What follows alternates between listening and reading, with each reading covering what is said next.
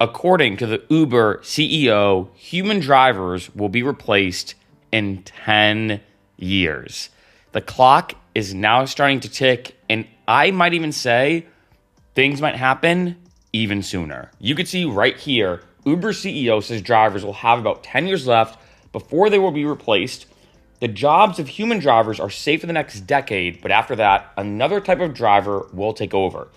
And one key takeaway says that basically self-driving cars will take over the jobs of human Uber drivers and Lyft drivers.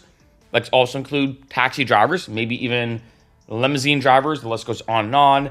In the next 10 to 20 years, I gotta be honest, I feel like that may happen even sooner. We'll talk about that a bit later in this video, but the clock is ticking now. In a decade from now, in let's say 2035, no more potentially human Uber drivers, Lyft drivers, taxi drivers at all.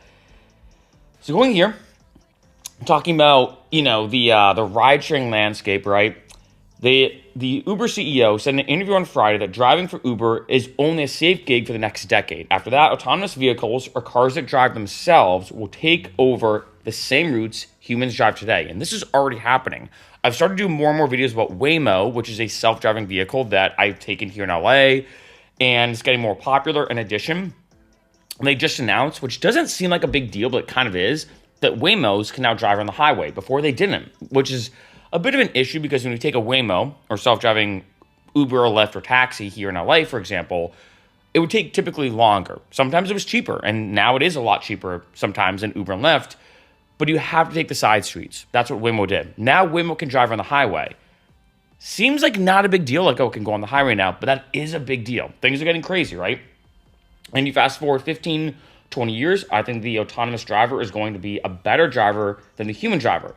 This is technically already happening now. If you look at Waymo statistics, they do kind of show that there's less accidents, less injuries, less traffic violations, the list goes on, and these self-driving cars have been shown to be significantly more reliable and safer than human vehicles, right? Same thing if you think about it. I know it sounds kind of weird, like doing math on a piece of paper with a pencil or pen as a human versus a calculator doing it for you, right? There's gonna be a point where I think I could see a lot of companies saying, shoot, it's so much safer to take a self-driving car. Why would we even have human drivers, maybe at all, never mind Ubers and Lyfts? Again, getting a bit Black Mirror-ish type thinking, but it's true. Because say right here, they will have trained on lifetimes of driving that no person can, and they're not going to be distracted. Not surprising that robots or AI is going to be better than a human driver. Not surprising at all. So, excuse me. This is the interview. I'm putting on my headphones for this. And this is what they said. You can see right here. If you've ever been to Waymo, you know this is not a crazy thing to say. For the next 10 years, you are going to have hybrid networks of humans and machines. But, you fast forward 15, 20 years, I think that the autonomous driver is going to be a better driver than a human driver. That's already been shown. Like I just said, like when it comes to Waymo statistics, it's already been demonstrated. Have trained on lifetimes of driving that no person can. They're not going to be distracted. And the fact is that when you look on a worldwide basis, there are over 1 million auto fatalities per year in the world. So I do think it's going to make for safer trips. But I do think that the human displacement here, while it's not something that is going to happen tomorrow, is going to happen eventually. Yeah, and one thing I want to say about that as well, we'll talk about this a bit later in this video, but is the whole aspect of the transition. Because I think some drivers may think like, okay, I'm good for the next 10 years, and then in 2035, boom, self-driving cars. But no, I think it's going to be an odd transition of slowly moving from 99% human, 1% AI. Like say right now, for example, with Waymo. And then it'll be 98% human and 2% self-driving cars. And then 97. And then eventually it'll transition to the point where maybe over half taxis and rideshares being taken happen to be self-driving cars and blah, blah, blah, right? So how is that transition going to happen? That to me is a bigger question, right? But we'll talk about that. And it's something that we have to think about, society has to think about. And some extent, it's part of our strategy as we think about our earner side is to diversify the kinds of earnings opportunity that our earners have. So we started with driving, then we get into delivery. We have shoppers, for example. We even have a group now that is labeling, maps, AI, et cetera, helping AI companies in developing their algorithms, et cetera. So we are making investments in creating alternative methods of making money for our earner base. I think that's an important thing to mention because, as you can imagine, for a lot of my drivers out there watching this video, you may be like, shoot, I love driving for Uber and Lyft. I love doing ride sharing. And, I how am I going to make ends meet? How am I going to make money in the next 10 years? I'm glad that at least he's addressing this, in the sense that they are looking at other ways to create other jobs that assist in this whole AI transition. That's, let's be honest, is happening in a lot of places with ChatGPT, and if you look at the writing space, and if you look at just like general information, if you look at Google Gemini, I use a lot for creating artwork for my music. If you're a graphic designer, AI is compromising that. If you look at Suno and Udio in the music space, something I know a lot about, and I've done a lot of videos on one of my other YouTube channels, Suno and Udio are AI music generators that can quickly generate a song in seconds. AI is taking over, so I think trying to figure out how you can still have jobs exist in a lot of fields, not just in ride sharing, is important. Who's going to get there faster? Are we going to get there faster in terms of more opportunity? Or is AV going to get there faster? I don't know. But I think it's a real issue that you bring up. And I think it's a tough one that we in society has to wrestle with. And I don't have easy answers here. Now, I know some of my drivers out there might argue, is being a Uber driver a good gig or not right now? Definitely a subject for a different video, and I've talked a lot about the pros and cons of being a driver on this channel.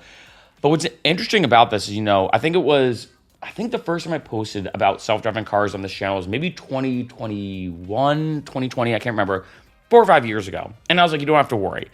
And then a few years ago, I'm like, okay, maybe at some point stuff to say. And then, we're slowly transitioning. And I think this is the big thing that for a lot of drivers out there, I hate to say it, I'm not saying you should be worried, but it should definitely be on your radar and be hyper aware of this. I think just because with Waymo existing in it's in LA, I think it's San Francisco, Phoenix, and Austin, I believe, are the 4 places that Waymo's existing right now.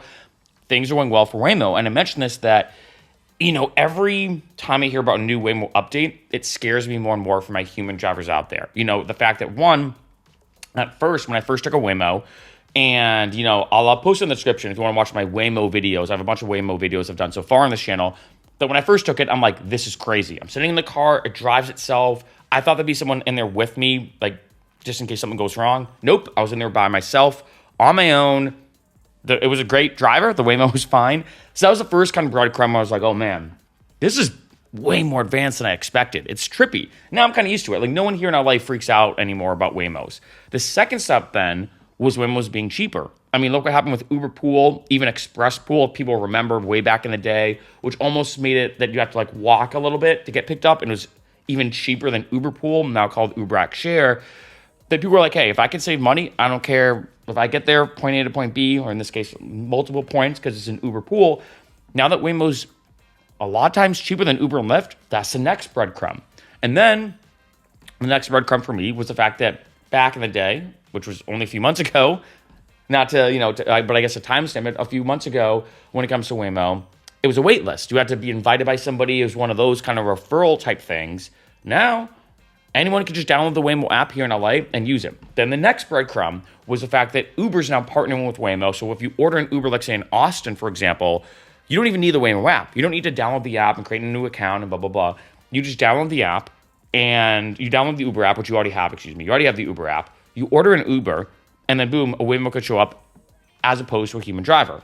And then this next breadcrumb, which just happened like a day ago, at the time of this video, is now that Waymos can drive around the highways, which makes the rides quicker, because before that was a bit of an issue. Waymos took forever to get to where you're going. Now that's not the case, right? So again, we're going deeper and deeper down this rabbit hole, but it is an inevitable rabbit hole nonetheless. It is an inevitable transition that's going to happen with these self-driving cars taking over these Uber jobs, Lyft jobs, ride sharing in general, taxis in general, transportation in general. And I think the one thing I think I am very kind of not just worried, but curious is not the right word, because I think it's that's a bit of an understatement. But I think a little bit hesitant about just looking at this whole thing from a big picture is how is this transition, going to happen? How is this really going to happen? And that's what I'd be worried about when it comes to all the drivers out there, is that this is not the kind of thing, like I said earlier, that's going to happen in an instant. It's not like in 10 years to say, okay, no more drivers, only self-driving cars. It's going to be a slow transition, and that transition is already happening. It's subtle, and it's small, and it's slight, and it's not compromising human drivers that much right now. But I could see in 5 years, like say in 2030, I could see Uber saying, hey, you know what, I'm making something up, we can't hire that many drivers anymore. We're now stopping people signing up for Uber because we just don't have enough we don't have enough rides to go around for humans, because there's so many self-driving cars on the road. We're working with Waymo and all this kind of stuff. And I think these are real questions that are going to be happening in a few years. I know he says like, okay, 10 years away is like, seems to be like the doomsday year, like 2035, for example.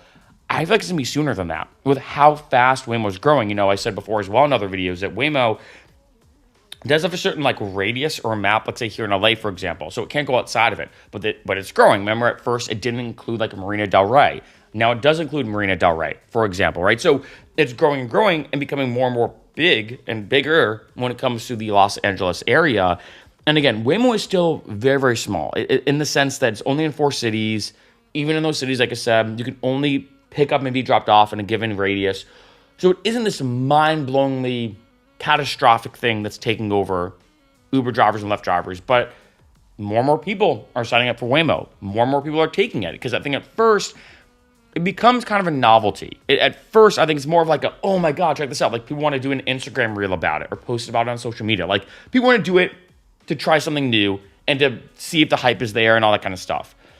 Now though, when I take a Waymo, I'm not that surprised by it. I'm like, whatever, it's just a Waymo.